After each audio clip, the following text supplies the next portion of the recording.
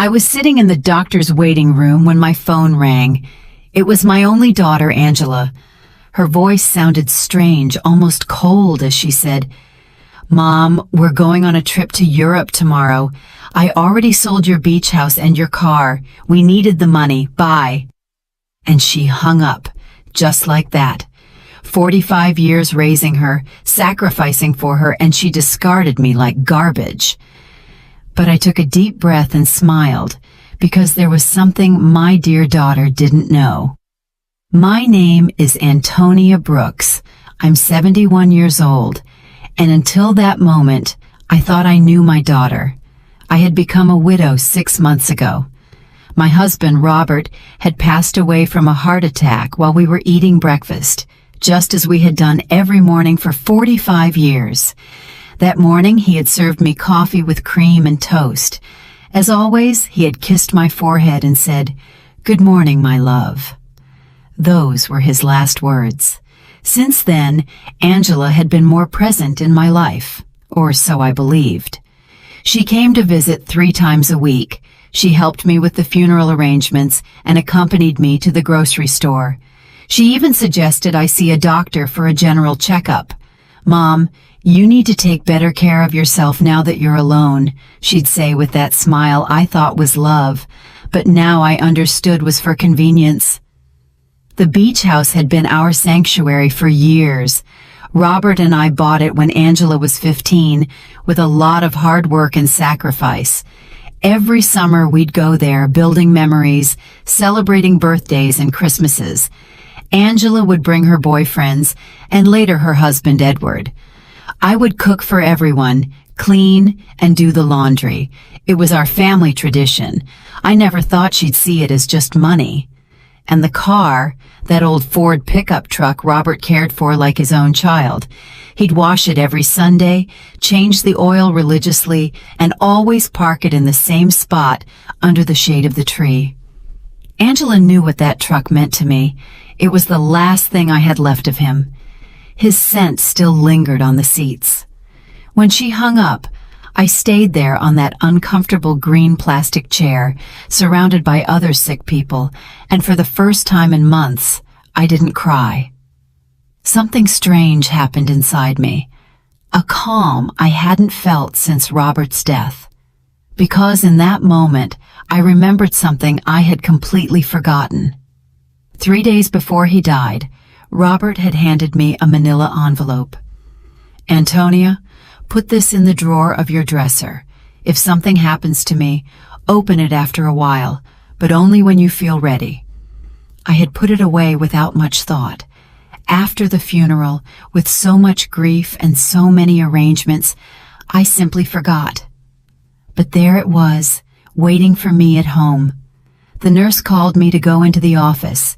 The doctor examined me and said I was in good health for my age, that I just needed to rest more and eat better. I nodded and smiled, but my mind was elsewhere. I was thinking about that envelope, about the coldness in Angela's voice, and how Edward was probably behind all of it. He had never liked me. He always saw me as a nuisance. I left the office and walked slowly to the bus stop. I no longer had a car, according to Angela, but as I waited, I couldn't help but smile. There was something poetic about all of this. My daughter thought she had left me with nothing, but what she didn't know was that Robert, my dear Robert, had always been a man who planned ahead. The bus arrived, and I sat by the window. I watched the city go by. The houses, the stores, people rushing everywhere, all with their own tragedies, their own secrets. I had my own too, and I was about to discover them.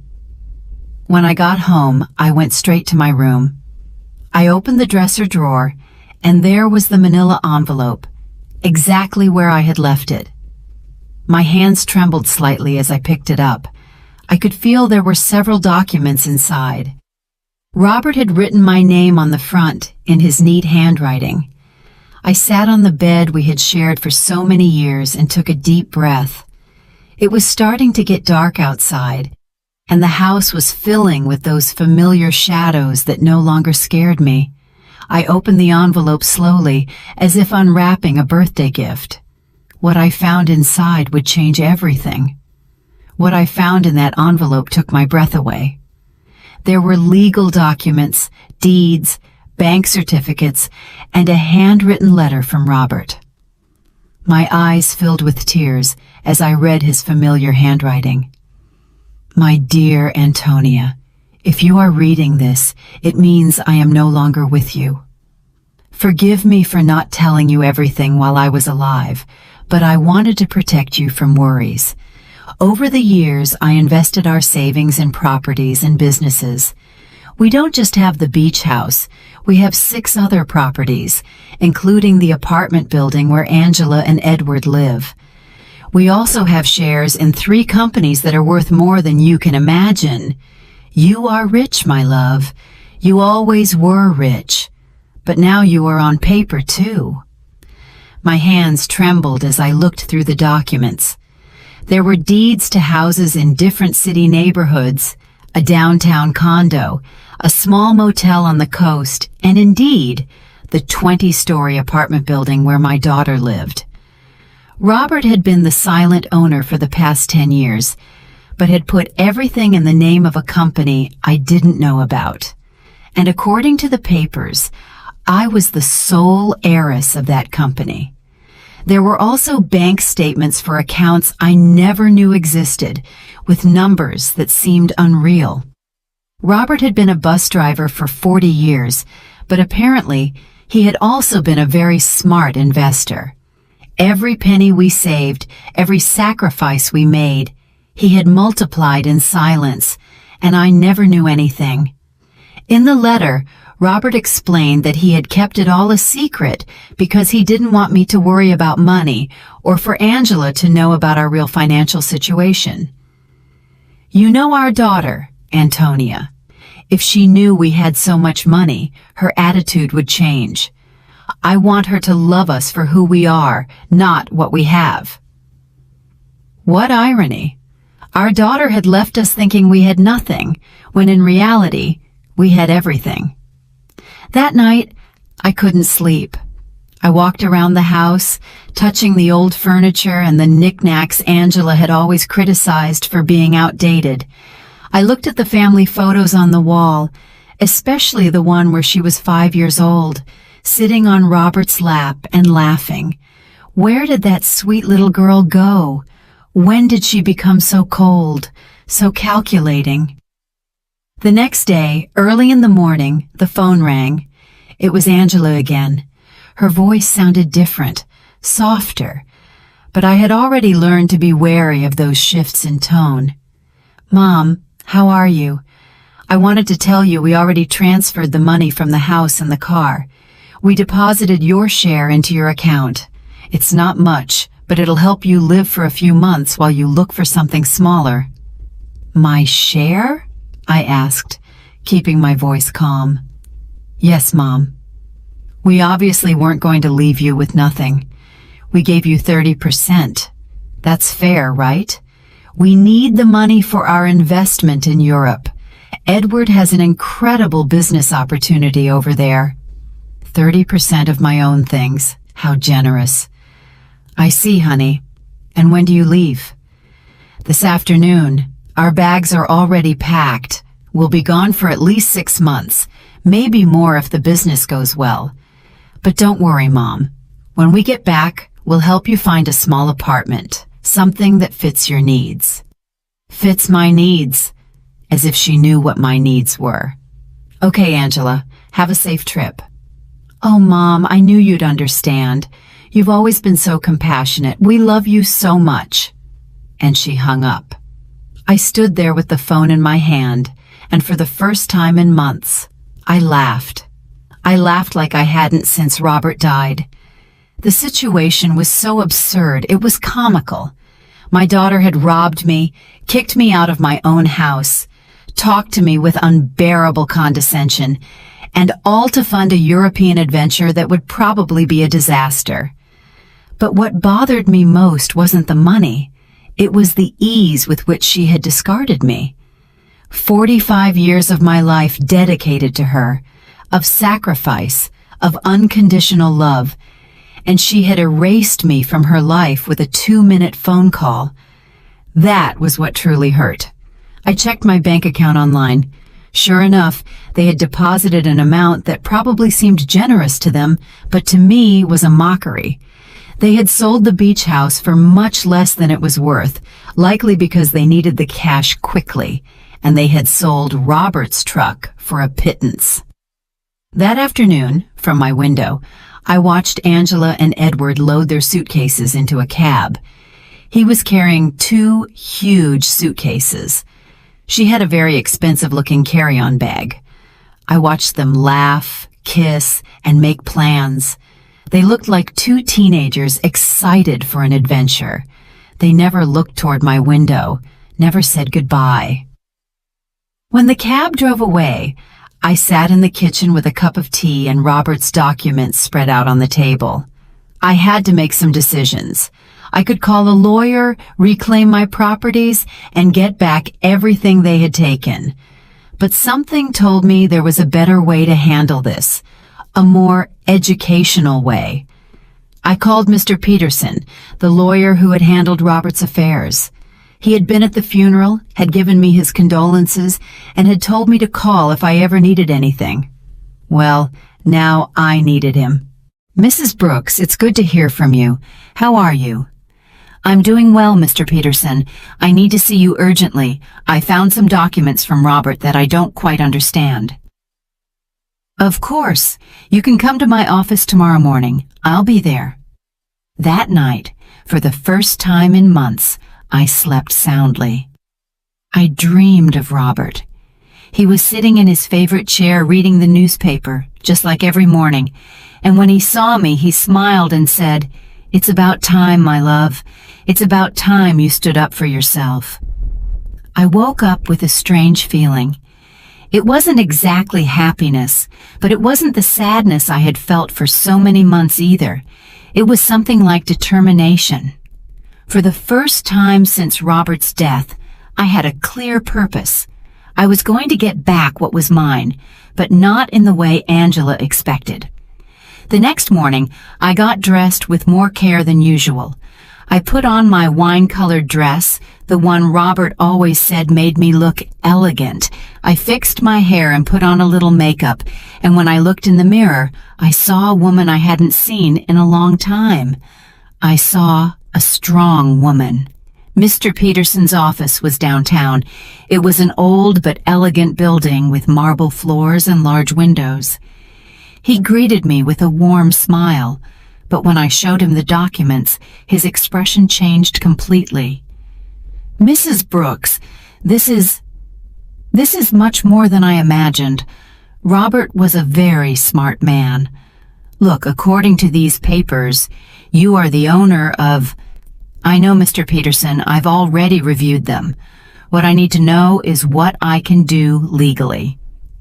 Mr. Peterson explained that everything was in order, that the documents were legitimate, and that I was the rightful owner of all those properties. He also confirmed something I had already suspected. The sale of the beach house was illegal, because Angela had no right to sell it. "We can get the house back immediately, Mrs. Brooks, and we can also proceed with legal action against your daughter for fraud." "No, Mr. Peterson. I don't want to proceed with legal action. I want to do this another way. I want everything to remain a secret for now. Can you help me?" He looked at me with curiosity, but he nodded. "Of course. You are my client. What do you need?"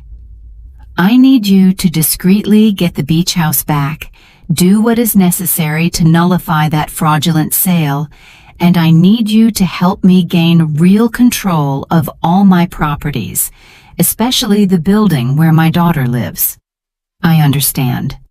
It will be a process that takes a few weeks, but it's completely feasible." "Perfect. And Mr. Peterson, I need no one to know I am behind all of this, at least for now." When I left his office, I felt as if I had woken up from a very long dream. I walked through the downtown streets, watching the people, the buildings, the life that was going on as normal. But for me, everything had changed. I had a plan. The following weeks were the strangest of my life. Officially, I was a poor widow who had been abandoned by her daughter, but in secret, I was a rich woman silently orchestrating the recovery of my assets. Mr. Peterson worked efficiently, and every few days he would call me with updates on the progress of the legal proceedings. I decided to stay in my house for the time being. It was mine, after all, although Angela probably expected me to move into a single room. Every morning I would wake up, have breakfast at the same table where Robert and I had shared so many years, and then go for a walk in the neighborhood. The neighbors would greet me with that mix of pity and curiosity they reserve for recent widows. Aurora, my lifelong neighbor, came up to me one afternoon while I was watering the plants in the front. "Antonia, dear, is it true that Angela went to Europe and left you all alone?" "Yes, Aurora. She went with Edward. They have business plans over there." "And how are you going to live, sweetie? We all know Robert didn't leave much money." "If you only knew," I thought. "Don't worry, Aurora. I'll be fine." "Do you need anything? I can bring you some food, help you with groceries." "You're very kind, but I'm fine, really." Aurora looked at me with that expression I knew well. It was the same look I had received after the funeral, compassion mixed with a little relief that it wasn't her tragedy. "Well, you know where to find me if you need anything." These conversations were constantly repeated. The butcher, the baker, the lady at the corner store, everyone spoke to me with that soft tone they use with the unfortunate, and I would nod, smile, and thank them for their concern, but inside, a part of me enjoyed this performance. It was like living a double life. Mr. Peterson called me one Wednesday morning. "Mrs. Brooks, I have good news. I was able to nullify the sale of the beach house. The buyers didn't know the sale was fraudulent, so they got their money back without any problems. The house is yours again." "Excellent, Mr. Peterson. And the building where Angela lives?" "That one is more complicated. Technically, you've always been the owner through the company, but we need to make some administrative changes so that you have direct control. That should take another 2 weeks." "Perfect. Keep me informed." After hanging up, I sat in the kitchen with my coffee and thought about Angela. She had been in Europe for 3 weeks, and I hadn't heard anything from her. Not a call, not a message, not even a postcard. To her, I had ceased to exist the moment she got the money she needed, but I knew that was going to change soon.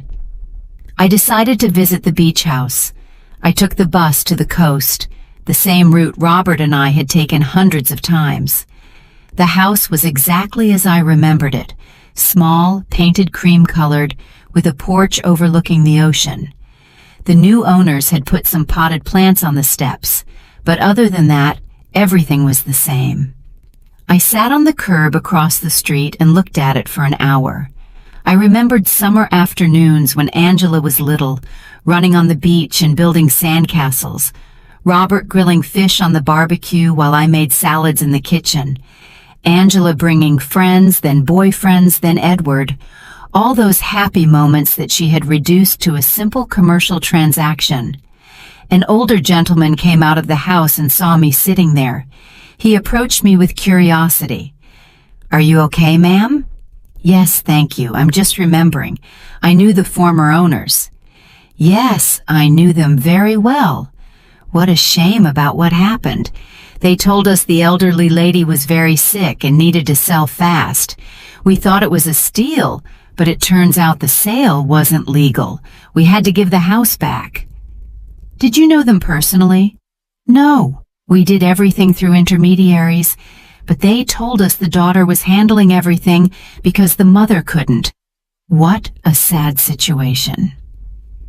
If you only knew how sad it really was, I thought. Well, I'm glad you didn't lose your money. Yes, luckily everything worked out well, although now we have to look for another house. We liked this one a lot. I left there with a heavy heart. It wasn't just the money that hurt. It was the ease with which Angela had lied about me. She had made up a story about my illness. She had used my supposed vulnerability to justify her actions. To her, I wasn't a person with feelings, but an obstacle that had to be removed. That night, I called Mr. Peterson again. Mr. Peterson, I need you to help me with something else. I want to get Robert's truck back too. That will be more difficult, Mrs. Brooks. The truck was in your name, but your daughter had a power of attorney that allowed her to sell it. How is that possible? Apparently, you signed that power of attorney a few months ago, after your husband's death. Don't you remember? There it was, the moment Angela had started planning all of this. I vaguely remembered signing some papers she had brought to me, telling me they were to facilitate the funeral and inheritance arrangements. I had been so confused by grief that I signed without reading. How naive I had been. I understand, Mr. Peterson. Is there any way to get it back? We can try, but it will be more complicated. We would need to prove that you signed that power of attorney under deception or coercion. Let's do it. I want to get back everything they took from me. Over the next few weeks, I developed a strange routine. In the mornings, I was the poor widow everyone knew. I would go out to buy necessities, talk to the neighbors, and keep up appearances. But in the afternoons, I became a businesswoman. I would study Robert's documents, talk to Mr. Peterson, and plan my next move. I learned things about finance I never thought I would need to know. I discovered that Robert had been much smarter than I thought. Every one of his investments had been carefully calculated. The building where Angela lived, for example, wasn't just profitable from rent. It was in an area that was rapidly appreciating. I also discovered that Edward, Angela's husband, had a lot of debt. He had taken out loans using the apartment they lived in as collateral, not knowing he wasn't the real owner. When the banks figured this out, he was going to be in serious trouble. Mr. Peterson called me one Friday with important news. Mrs. Brooks, we've finished all the paperwork. You now have total control of all your properties. I also got Robert's truck back. The buyer turned out to be an acquaintance of mine, and when I explained the situation, he agreed to return it in exchange for a small compensation. Excellent work, Mr. Peterson. Now I need you to help me with one more thing. I want you to send a letter to my daughter. What kind of letter? An eviction notice. There was silence on the other end of the line. Mrs. Brooks, are you sure you want to do this? Completely sure. She decided I wasn't important in her life. Now she's going to find out how important I really am. I understand. Do you want me to send it to Europe? No. I want you to give it to her when she gets back. I have a feeling it's going to be very soon. I wasn't wrong. That same afternoon, Aurora came running to my house with fresh neighborhood news. Antonia, did you know that Edward is in trouble with the bank?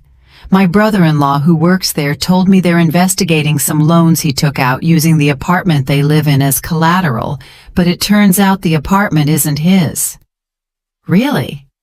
Yes. And it seems Angela didn't know anything. They're saying she's going to have to come back from Europe to sort out this mess. What a complicated situation. Yes, and the worst part is, apparently, Edward lied to her about the business in Europe. There was no business. He just wanted to escape the debts he had here. Perfect. Everything was working out exactly as I had expected. Angela had trusted Edward, had sacrificed her relationship with me for him, and now she was discovering that he wasn't the man she thought he was. That night, I sat on the porch with a cup of tea and looked at the stars. Robert used to say that the stars were the souls of people who had lived a full life, watching over their families from the sky. If that was true, then he was up there, watching his plan unfold perfectly. "Thank you, my love," I said to the sky. "Thank you for taking care of me, even after your death." The next day, Mr. Peterson called me early. "Mrs. Brooks, I have some news. Your daughter just arrived in the country. She's at the airport alone." "Alone?" "Yes, apparently Edward stayed in Europe. There are rumors they had a very big fight." "I see. Did you send the letter?" "I'm going to send it today. She should receive it tomorrow." I hung up the phone and stood there in the kitchen, feeling a mix of nervousness and anticipation. After so many weeks of silent planning, the moment for the first real move had finally arrived. Angela was about to discover that her mother was not the defenseless victim she believed. Angela arrived at her apartment on Tuesday night. I knew this because Aurora, who seemed to have informants throughout the neighborhood, came to tell me the next day. "Antonia, your daughter came back last night. I saw her go in with one suitcase, but she looked terrible, pale, with dark circles under her eyes, as if she had been crying the whole flight. Alone, completely alone. And something strange, Antonia, when the doorman asked her for the keys, she didn't have them. She had to ask the superintendent to let her in with the emergency copy." Interesting. Edward had the keys, which meant he had probably decided not to come back. Or maybe Angela had discovered something about him and had fled. In any case, my daughter was back, and very soon she would receive my little welcome gift. Mr. Peterson called me that same afternoon. "Mrs. Brooks, the letter was delivered an hour ago. The doorman confirmed that your daughter received it in person." "Perfect. How long did we give her?" 30 days to vacate the apartment as per legal standards. "But Mrs. Brooks, are you sure you want to do this? She is your daughter after all." "Mr. Peterson, my daughter kicked me out of my own house with a 2-minute phone call. She sold my things without asking. She treated me like garbage. Now she's going to learn that actions have consequences." "I understand. I just wanted to make sure you had considered all the implications." "I have considered them, Mr. Peterson. All of them." That night, I couldn't sleep. I stayed awake imagining Angela's face when she read the letter. The initial confusion, then the disbelief, then the panic. She would probably think it was a mistake, that someone was trying to scam her. But when she called to verify, she would discover that everything was completely legal. The next day, as if she had been waiting for my call, the phone rang at 8 in the morning. It was Angela, and her voice sounded desperate. Mom, I need to talk to you urgently."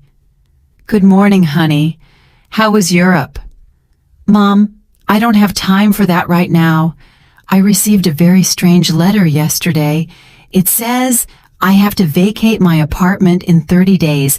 It must be a mistake, right? Do you know anything about this?" "An eviction notice. How strange. From whom?" "From a company I've never heard of. It's called..."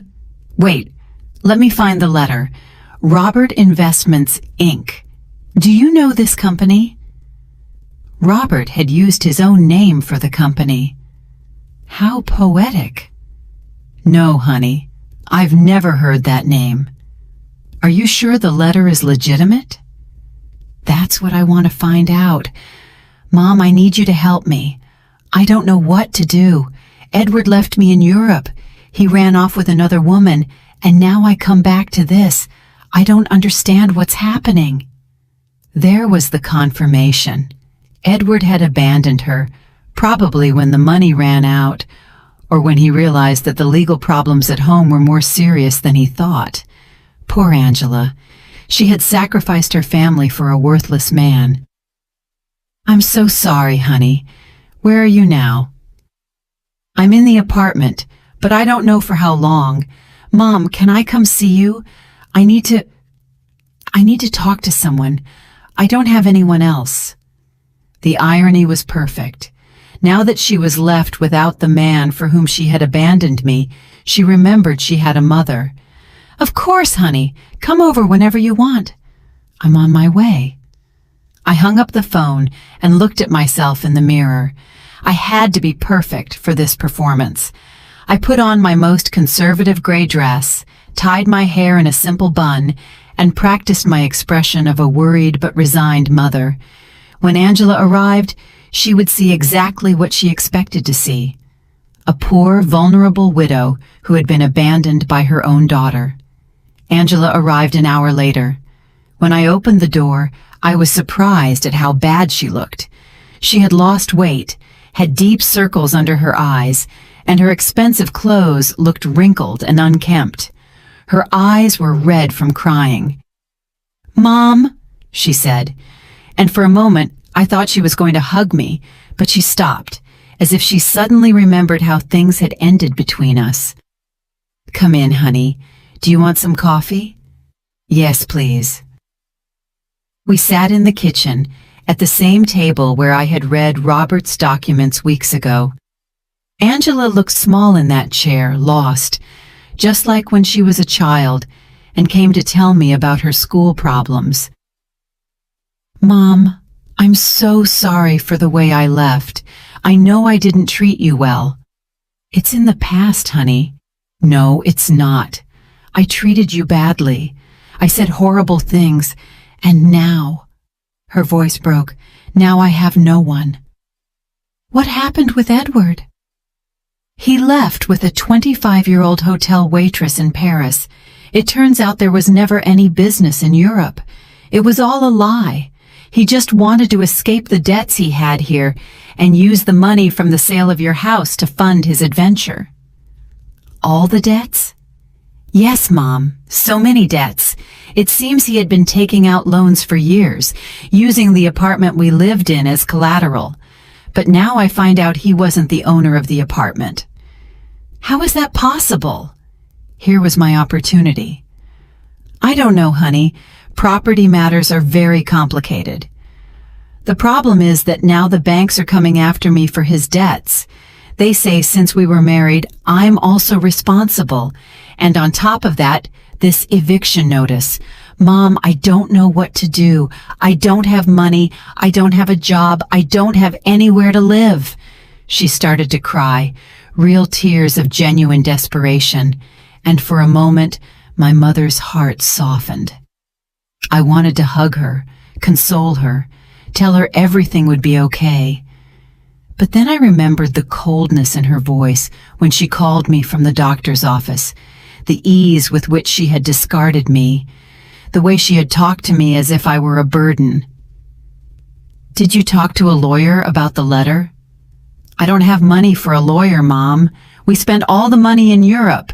Edward took what little was left when he ran off with that woman." "So what are you going to do?" "I don't know.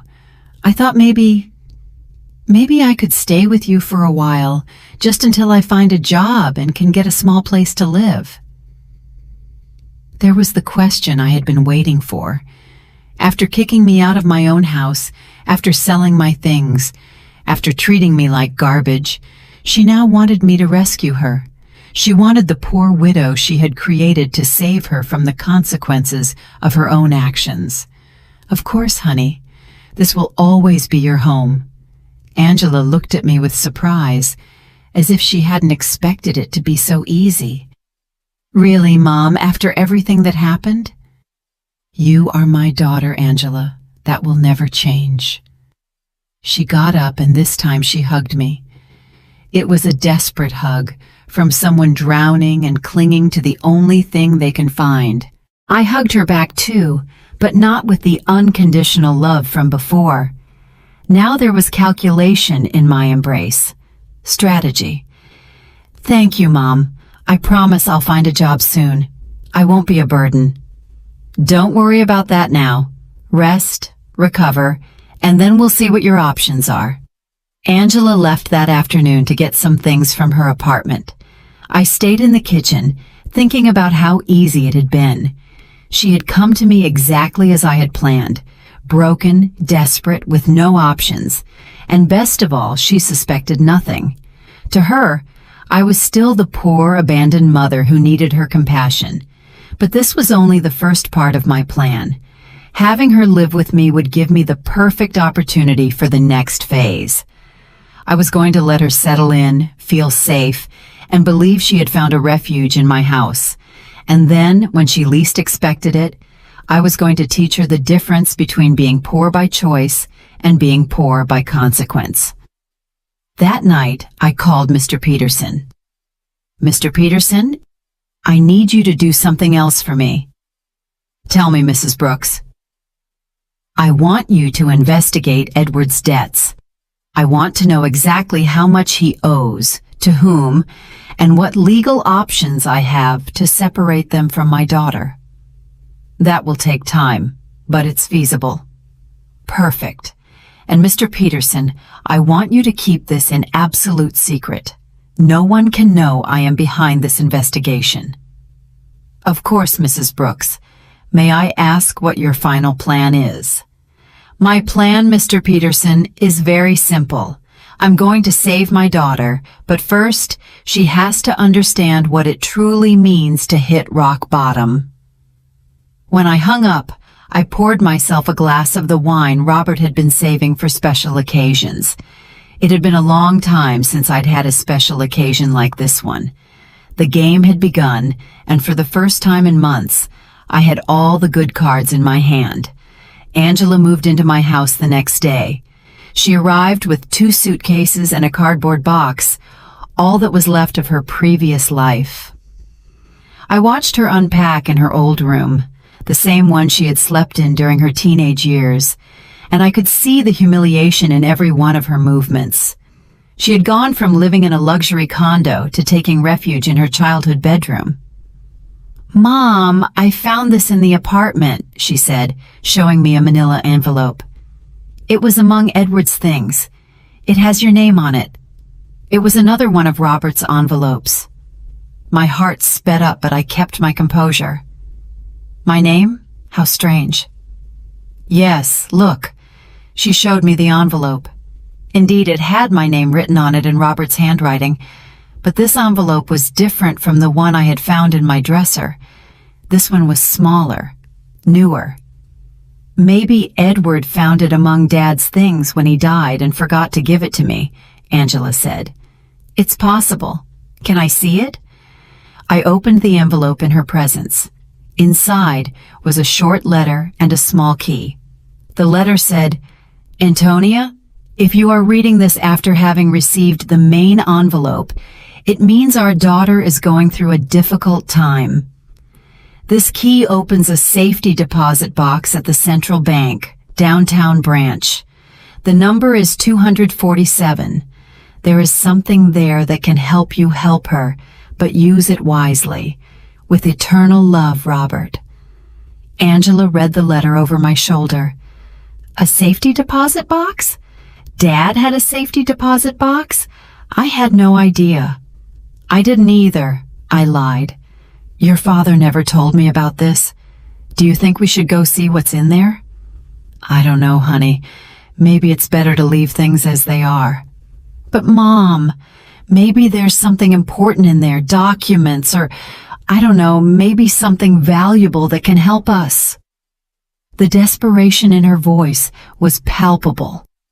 Angela was clinging to any possibility of finding a way out of her situation, and I was going to let her cling a little longer before I showed her the complete reality. "Okay," I said after a calculated pause. "We can go tomorrow." That night, Angela and I had dinner together for the first time in months. She had cooked, trying to be useful, but the food tasted of guilt and desperation. She told me more details about what had happened in Europe, and each story was worse than the last. "Edward lied about everything, Mom, not just the business, but the debts, too. I thought he only owed a little bit of money, but it turns out he owes over $100,000. And the worst part is, he used my name for some of the loans without me knowing. How is that possible? He forged my signature. When I married him, I gave him some documents to handle the banking for our joint account. I never thought he'd use them for this. Do you have any way to prove you didn't know? I don't know. It's all so complicated. The banks say that since we were married, I'm responsible for all his debts anyway. And the divorce? I don't even know where Edward is now. He just disappeared. His phone is disconnected. He doesn't answer emails. Nothing. It's as if he vanished. Perfect.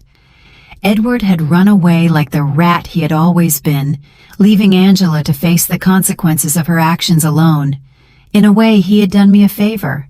Now my daughter was experiencing exactly what I had felt when he abandoned me. Betrayal by someone she had completely trusted. I'm so sorry, honey. I didn't know things were so bad. I didn't either, Mom. I thought Edward loved me, that we were going to build something together, but it turns out I was just an easy way for him to get money and documents. Angela started to cry again. How could I have been so stupid? How did I not realize who he really was? It was tempting to tell her that I had seen the signs from the beginning, that I had tried to warn her that Edward never seemed trustworthy, but that would have broken my facade as a compassionate and vulnerable mother. Love can be blinding sometimes, honey. Don't blame yourself. But Mom, I didn't just ruin my life. I ruined yours too. I treated you horribly. I took your house, your truck, your things, and all to give to a man who abandoned me at the first opportunity. Now we're two poor women trying to survive because of me. It's in the past, Angela. We'll be okay. No, it's not. Now we're both in trouble because of my mistakes. You lost everything Dad left you, and I lost my marriage and my future. We're two poor women trying to survive. If she only knew, I thought, that at this very moment I had more money than she could possibly imagine, that I was the owner of the building where she lived, that I could solve all her problems with a single phone call. But it wasn't time yet. The next day, we went to the bank. Angela was nervous, hopeful. I maintained my act as a confused widow who didn't understand much about finance. The bank employee led us to the safety deposit boxes, verified my ID, and opened box number 247. Inside were jewels, many jewels, rings, necklaces, bracelets, earrings. I recognized some pieces as heirlooms from Robert's family. Others were completely new to me. There was also a letter explaining the origin of each piece and its approximate value. Angela gasped. Mom, this must be worth a fortune. You think so? Yes. Look at this emerald and this pearl necklace. Mom, Dad saved a treasure here.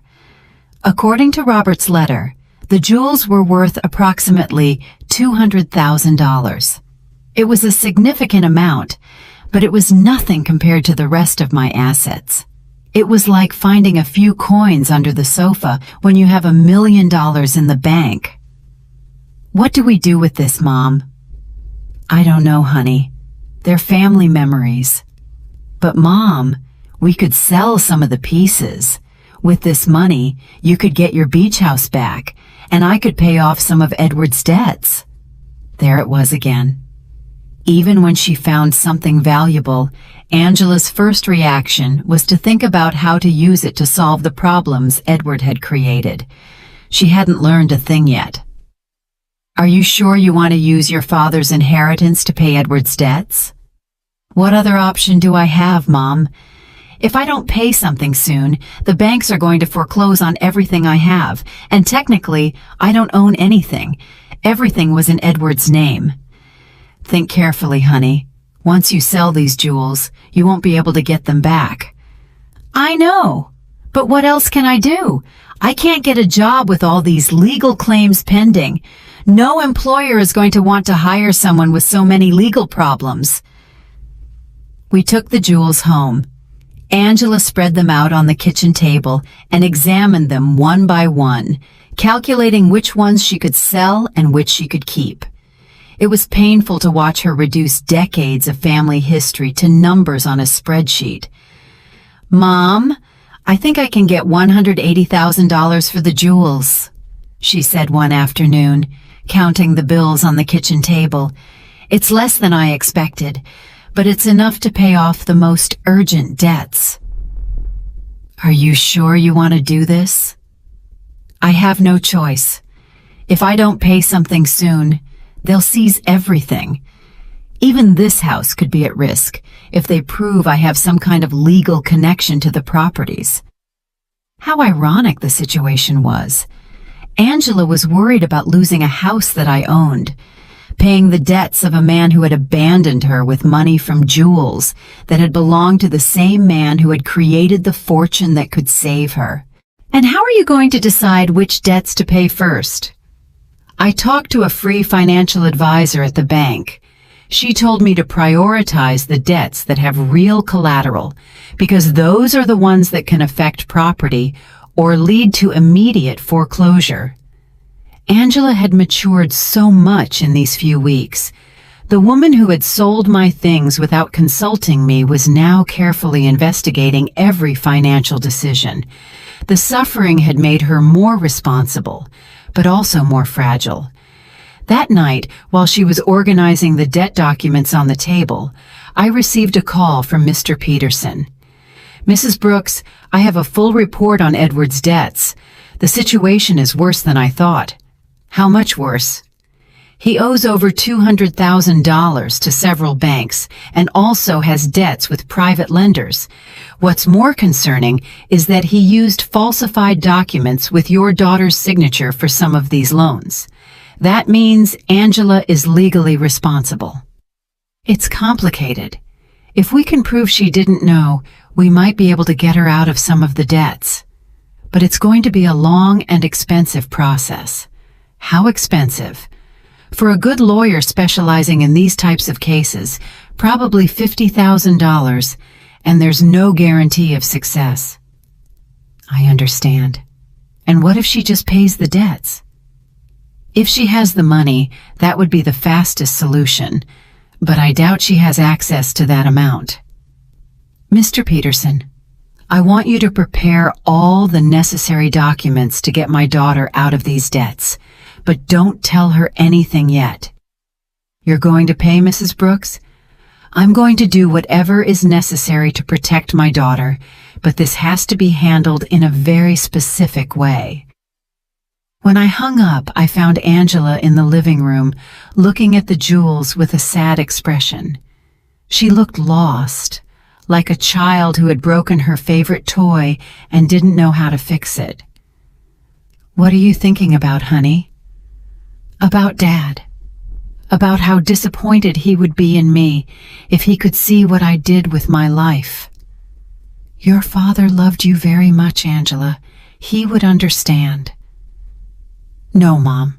He taught me to be responsible, to value family, not to be selfish, and I did the exact opposite. I abandoned my mother for a man who turned out to be a liar. I sold my family's memories for money. I ruined everything he built."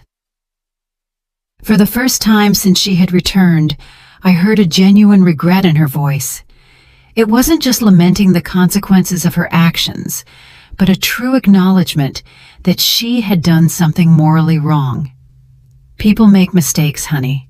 The important thing is to learn from them." "But how do I learn from this, Mom? How do I fix the damage I've done?" There was the question I had been waiting for.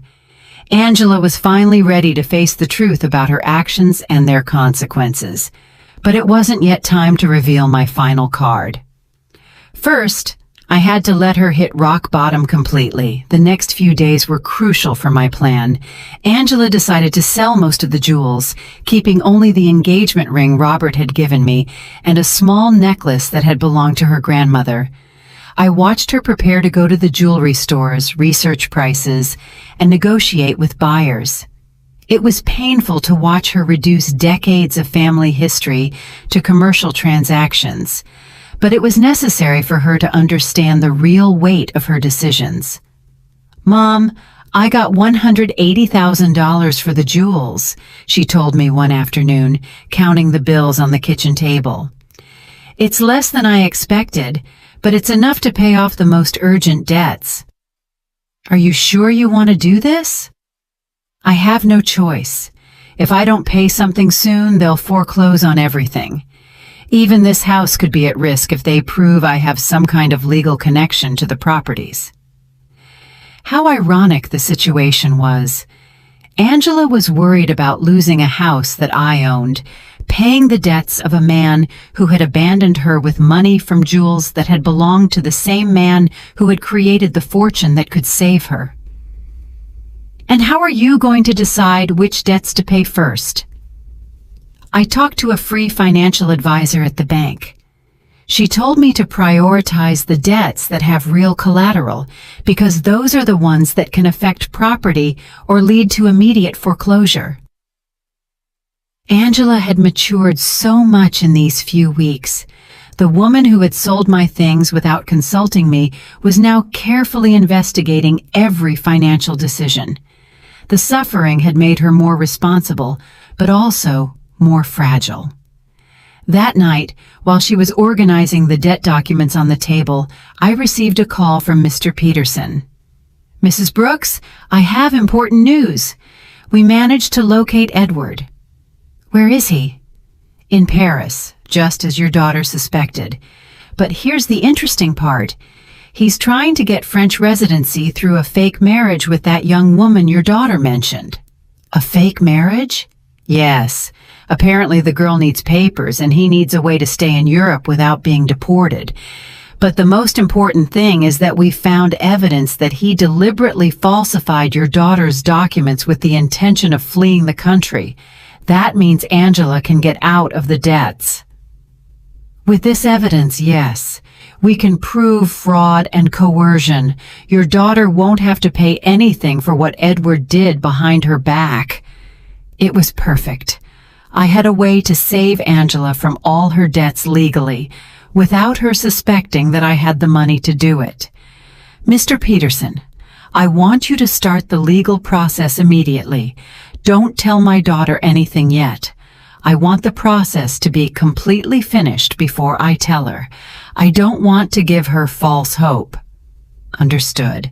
This will take about 3 weeks, maybe a month." "Perfect." When I hung up, Angela looked at me with curiosity. "Who was that, Mom?" "A lady who was asking about Mrs. Davis, our neighbor on the corner. She had the wrong number." Lying had become easy. Every day that passed, I felt more comfortable with this double life I was leading. On one hand, I was the poor, abandoned mother Angela believed me to be. On the other, I was a wealthy woman, silently orchestrating my daughter's salvation and education. Over the next 2 weeks, I watched Angela struggle with decisions she never had to make. How to stretch money for food, how to negotiate with creditors, how to look for a job when your credit history is ruined. It was a cruel but necessary education. "Mom, I went to 3 job interviews today," she told me one evening, coming home with swollen feet and a tired face. 2 of them told me they can't hire me because of the pending legal problems. The 3rd one offered me a part-time job cleaning offices at night. "Are you going to take it?" "I have no choice. It pays very little, but it's better than nothing, and I can work at night so I can keep looking for something better during the day." Seeing my daughter, who had lived a comfortable life for over 40 years, preparing to clean offices at night broke my heart, but it also filled me with pride. She was finally facing reality without expecting someone else to solve her problems. "Are you sure you can handle so much physical work?" "I'll have to learn. I can't keep being a burden to you, Mom. It's bad enough that you're letting me live here for free." "This is your home, Angela. No, Mom. This is your home, and I'm here because of your generosity, but I'm not going to take advantage of it forever. One night, while Angela was on her first cleaning shift, Aurora came to visit. She sat in the kitchen with me, drinking tea and looking at the family photos on the walls. Antonia, I have to ask you something. Did you know Angela was going to come back in these conditions? What do you mean? Well, when she left, she seemed so sure of herself, so arrogant. She talked about the great life she was going to have in Europe, about how successful Edward was, and now she's back, completely broken, working a cleaning job, living with you again. Life takes many turns, Aurora. Yes, but there's something else. I've been watching Angela these days, and she looks different. Not just sad, but humble, as if she learned something important. Aurora had always been very perceptive. What do you think she learned? I think she learned the value of the things she had taken for granted, like having a mother who loves her unconditionally. Maybe, Aurora. Can I tell you something? When Angela left and treated you so badly, many of us thought you would never forgive her. But here you are, taking care of her again, giving her a home when she has nowhere to go. She's my daughter, Aurora. Yes, but not every mother would do what you're doing, especially after being treated the way you were treated.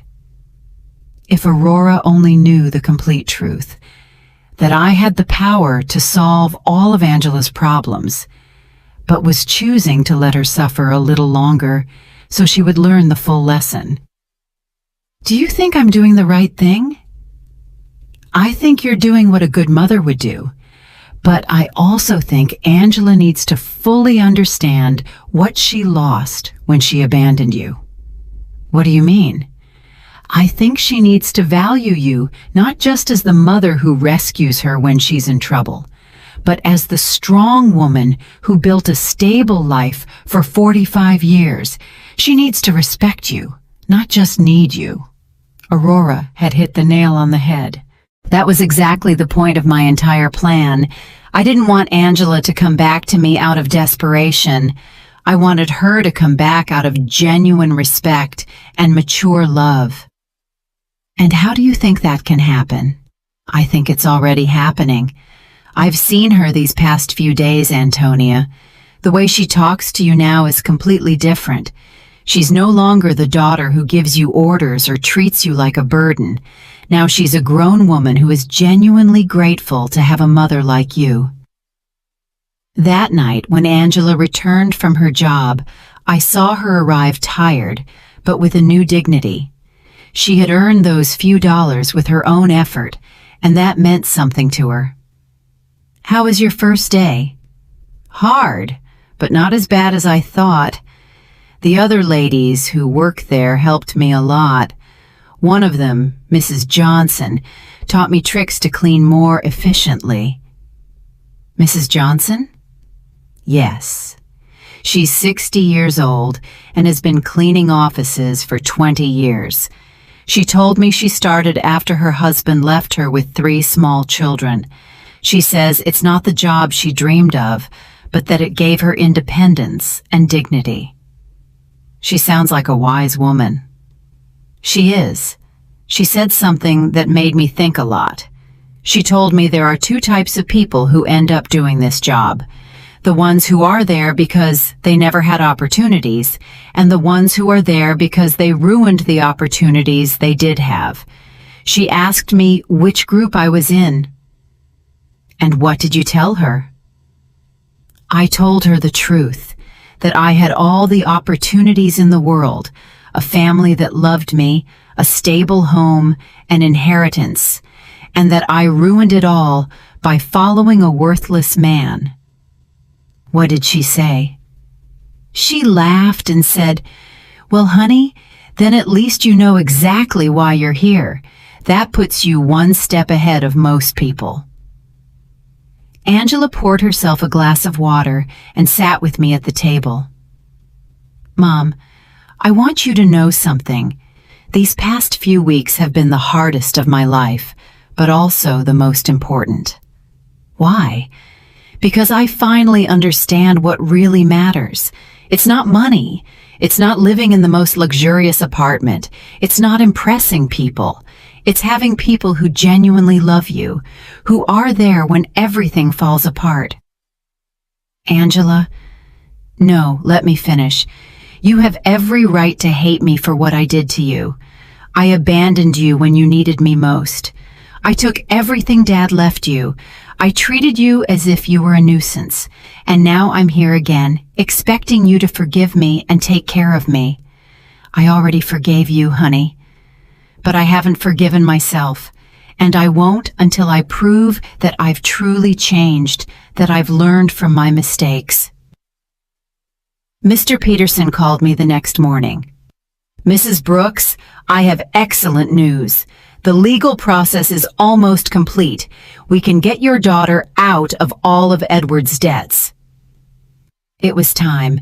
After weeks of watching Angela struggle, work, and reflect on her mistakes, the moment had finally arrived to show her that she had never been alone, that she had always had someone quietly watching over her. Mr. Peterson, I want you to organize a meeting. It's time for my daughter to know the whole truth. Mr. Peterson arranged the meeting for Friday morning at his office. I told Angela that I had made an appointment with a lawyer who could help her with her legal problems, but I didn't explain the details. She agreed to come, although she was nervous about the cost of the consultation. Mom, I don't have money to pay a lawyer. I barely have enough to cover basic expenses. Don't worry about that now, honey. Let's just hear what he has to say. We arrived at Mr. Peterson's office on time. Angela had dressed in her best clothes, which now looked a little big on her thinner body. She was nervous, wringing her hands, expecting another piece of bad news on her endless list of problems. Mr. Peterson greeted us with his usual professional smile. Mrs. Brooks, Miss Brooks, thank you for coming. Thank you for seeing us, Angela replied, although I should warn you that my financial situation is very complicated and I probably can't afford high fees. That's exactly what we're going to talk about, Mr. Peterson said, exchanging a look with me. But first, I need you to review these documents. Mr. Peterson handed Angela a thick folder. She opened it and began to read, her expression gradually changing from confusion to surprise. I don't understand. These documents say that Edward forged my signature, that there is evidence of fraud, that I am not responsible for the debts. That's right. We have been investigating your case for the past few weeks.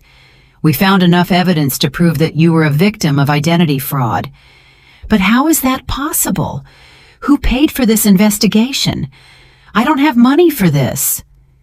Mr. Peterson looked at me. It was my moment. Angela, there's something I need to tell you. What, Mom? I took a deep breath. After weeks of acting, I was finally going to reveal the truth. Your father left me more than you knew, much more. What do you mean? Mr. Peterson, show her the other documents. Mr. Peterson took out a second folder and handed it to Angela. This time the documents were the property deeds, the bank statements, the investment certificates, the entire fortune Robert had built in secret. Angela read in silence for several minutes. Her face went through a complete range of emotions: confusion, disbelief, shock, and finally, comprehension. Mom, this says you are the owner of the building where I lived. Yes, and that you have other properties, bank accounts, investments? Yes, this means that when I sold the beach house, it was my house, and the sale was fraudulent. I already got it back. Angela stared at the papers, trying to process the information. How long have you known this? Since the day you called me from the doctor's office. You knew all this when I came back from Europe asking for help? Yes. You knew you could solve all my problems when you saw me crying every night? Yes. There was a long, tense silence. Angela closed the folders and looked directly into my eyes. Why, Mom? Why did you let me suffer when you could have helped me? This was the question I had been waiting for weeks. Because you needed to learn something you couldn't learn any other way. What? You needed to learn the value of the things you had lost, the value of family, of respect, of responsibility.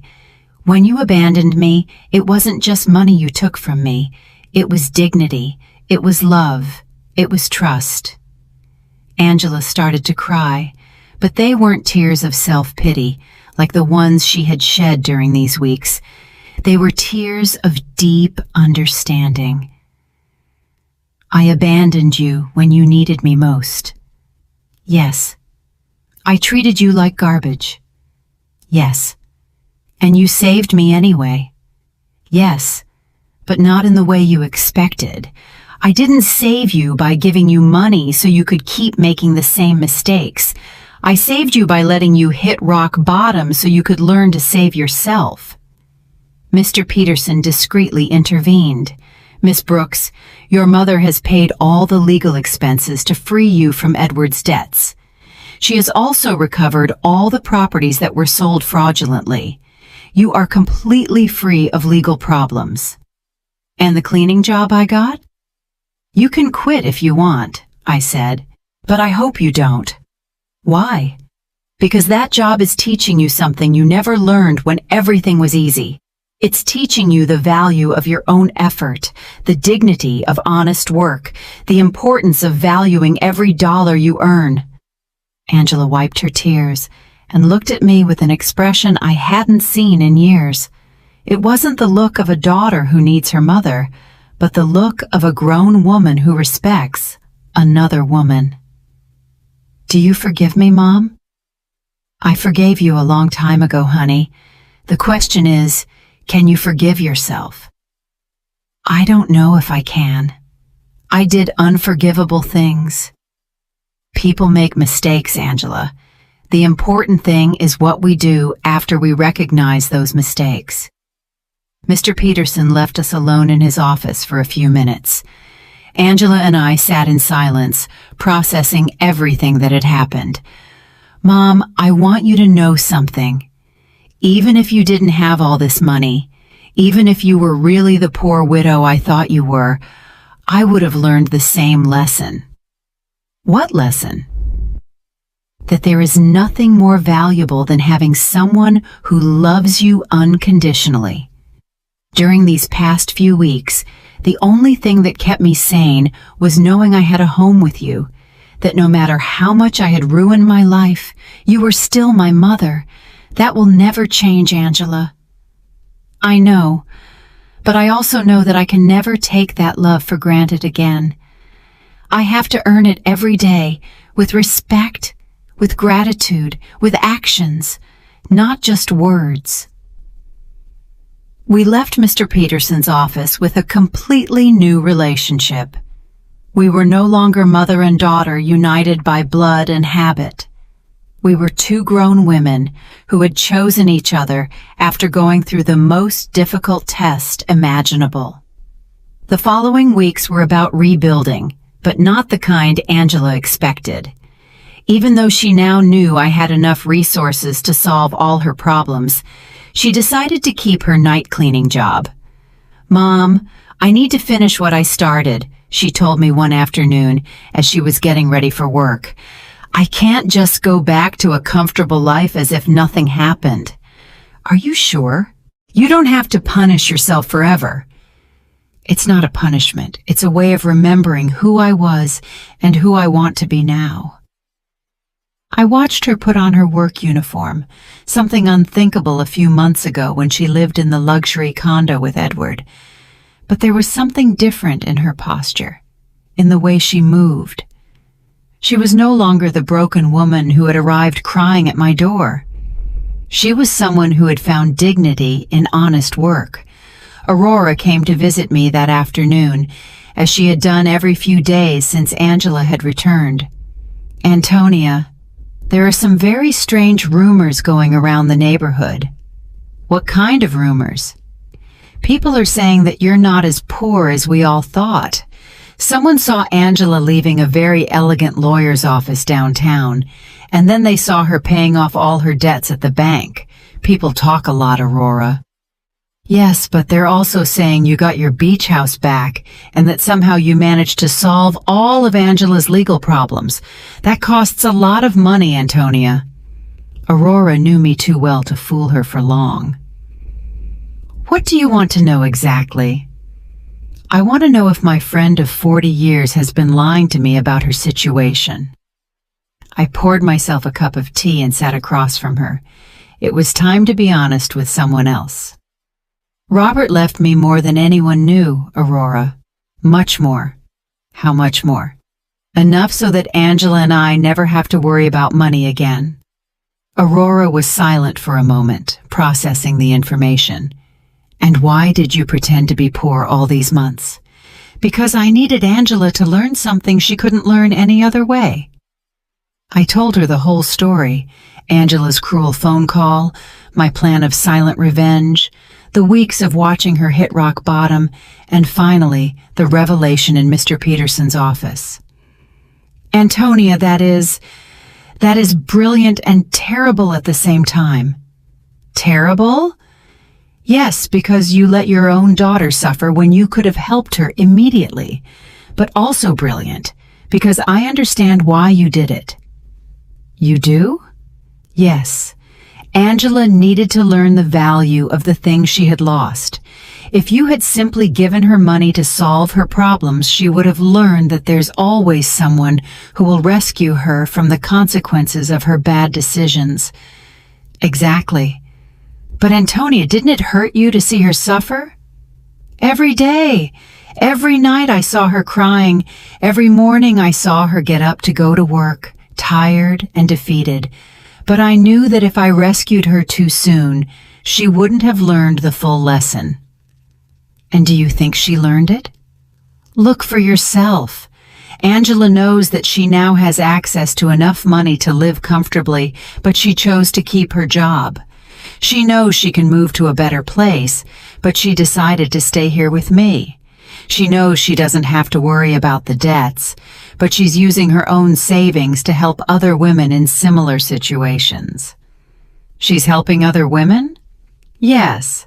She became friends with the ladies she works with, and is using some of the money she earned cleaning offices to help a co-worker who is having trouble paying for her son's daycare."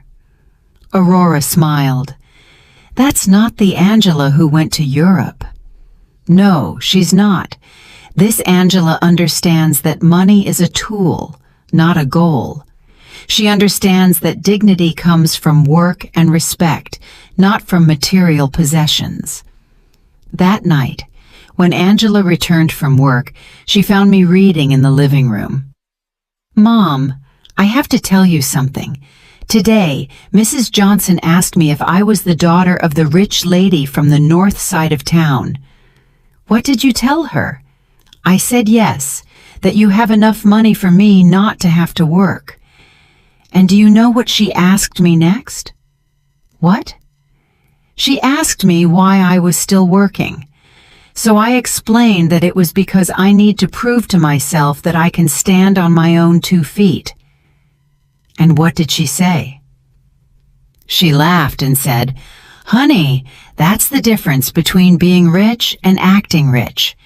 Your mom taught you how to be truly rich." Mrs. Johnson is very wise. She is. And she made me understand something important. It's not about the money you have, but about how you use it and how you relate to it. Angela sat down with me on the sofa. "Mom, I want you to know that I've made a decision. I'm going to keep living here with you, but not as a daughter who has come back home to her parents. I want to stay here as a grown woman who chooses to share her life with her mother." "What's the difference?" "The difference is that I'm going to pay my share of the expenses. I'm going to contribute to the upkeep of the house, and I'm going to treat this relationship as a partnership between two independent women who love and respect each other. Angela, you don't need to. Yes, I do, Mom. I need our relationship to be different from what it was before.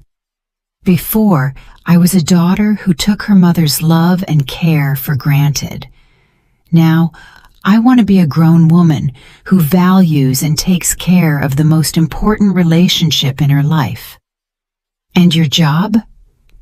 I'm going to keep working, but not necessarily cleaning offices forever. I want to go back to school. I want to prepare myself to do something more meaningful with my life, but I want to do it step by step, earning every opportunity.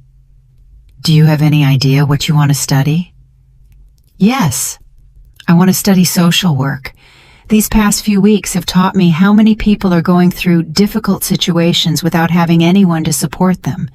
I want to use the resources we have to help other women who are going through what I went through. It was perfect.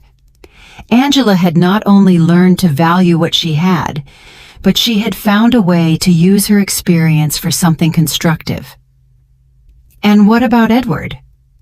Mr. Peterson told me he was arrested in France for the fraudulent marriage. He's going to be deported soon, but honestly, Mom, I don't care anymore. That part of my life is over. You don't feel any resentment? No. Edward did me a favor without even knowing it.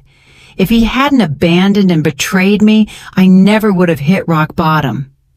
And if I had never hit rock bottom, I never would have learned to truly value what I have. That night, for the first time in months, I went to bed completely at peace. My plan had worked perfectly. Angela had not only learned the lessons she needed to learn, but she had emerged from the experience as a stronger, wiser, and more compassionate person. Robert would have been so proud.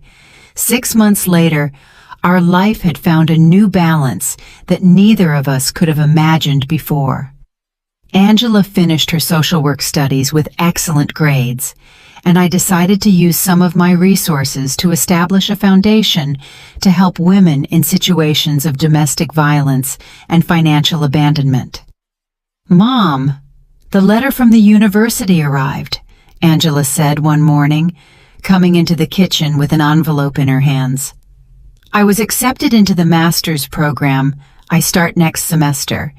But Mom, I want you to know I'm going to pay for it with my own savings. I've been saving money from my job at the city. The salary isn't high, but she had learned to live with the essentials and to value every dollar she earned. Are you sure? We can easily afford the master's program. I know, but I need to do it on my own. It's part of who I am now. Aurora came to visit that afternoon, as she had done every Friday for the past few months. She had become a confidant to both of us, watching our transformation with fascination. Antonia, I have to confess something, she said, pouring herself a second cup of tea. At first, I thought you were very cruel to Angela. And what do you think now? Now I think you were the wisest mother I've ever known. Look at your daughter. Really look at her. It was true. The Angela who was in the living room studying for her exams was completely different from the one who had left for Europe months ago.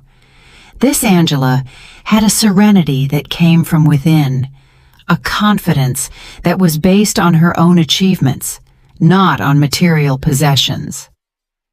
Did you know I saw Angela at the grocery store yesterday, buying vegetables for a family she's helping through her job?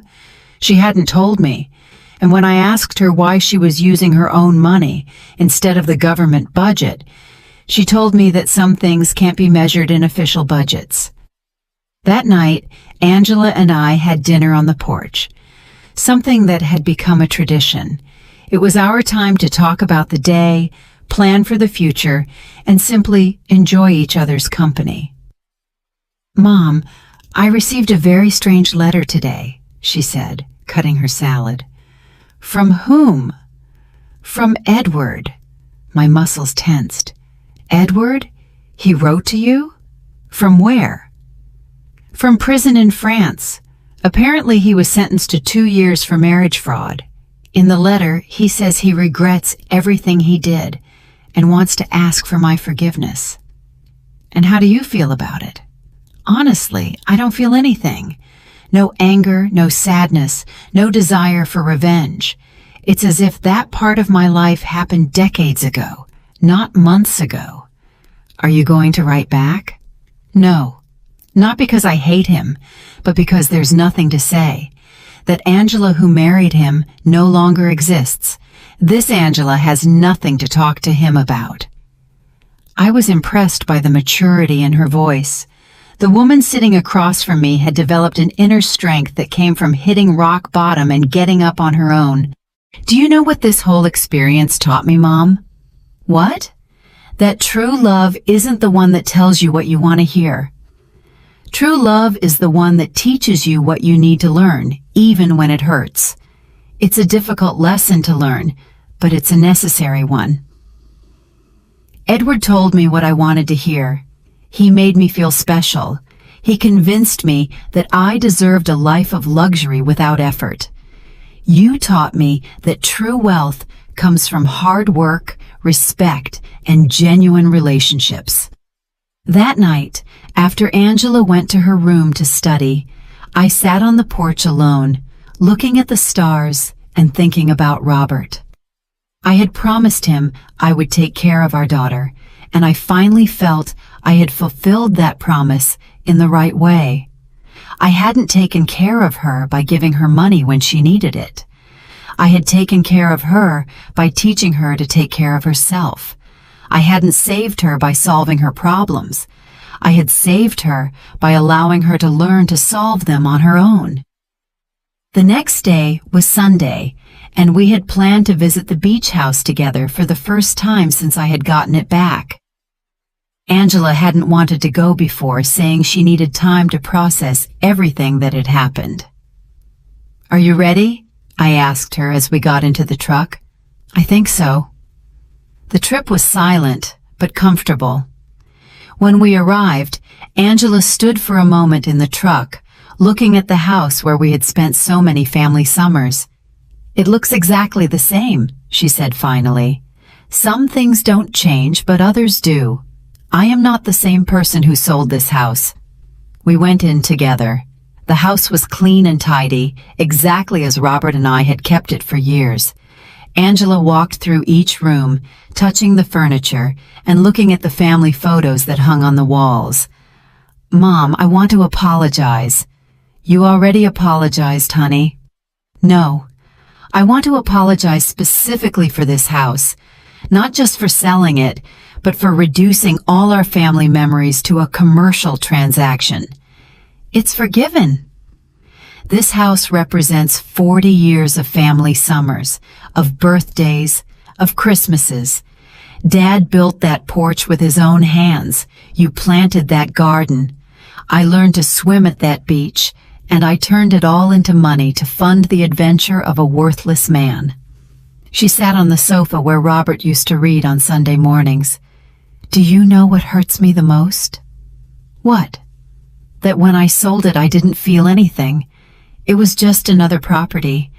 Now being here again, I can feel Dad in every corner.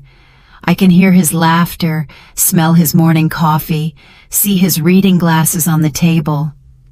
He is here, Angela. He has always been here. I know. And I also know that he is proud of how you handled all of this." We spent the whole day at the house, cooking together, cleaning, and fixing small details. It was like a ritual of reconnection, not just with the place, but with the values that place represented. When the sun began to set, we sat on the porch Robert had built, looking at the ocean. "Mom, I have a proposal." "What is it?" "I want us to turn this house into a temporary shelter for women who are leaving situations of domestic violence, a place where they can stay while they rebuild their lives." It was the perfect proposal, Robert would have loved the idea that his beach house would serve to help other families. I think that's a beautiful idea, honey. We can use some of the foundation's resources to maintain it, and I can oversee the program through my job. Are you sure you want to turn our family sanctuary into that, Mom? The best sanctuaries are the ones that are shared. Dad always said that a house isn't truly a home until it opens its doors to other people who need love. He was right. Robert had always been generous with our home, inviting relatives, friends, and neighbors who needed a place to stay. We returned home that night with a new project and a completely renewed relationship. We were no longer mother and daughter united by obligation or need. We were two women who had consciously chosen to build a life together based on love, respect, and a common purpose. That night, before falling asleep, I spoke to Robert in silence. We did it, my love. Our daughter finally understood what truly matters. And for the first time since his death, I felt he answered me. I always knew you would. You're both stronger than you think. Justice had arrived not as revenge, but as education, not as punishment, but as transformation. And in the end, we had both gained something much more valuable than money. We had gained an authentic relationship built on a solid foundation that no future crisis could destroy. Did you like my story, and which city are you listening from? Let's meet in the comments. If you liked the story, you can support me by sending a super thanks so I can keep bringing more stories like this. Thank you so much for your sweet support. I'm looking forward to your comments on the story. On the screen, you can see 2 new life stories that I highly recommend. There's so much more on my channel. Don't forget to subscribe. See you in the next life story with love and respect.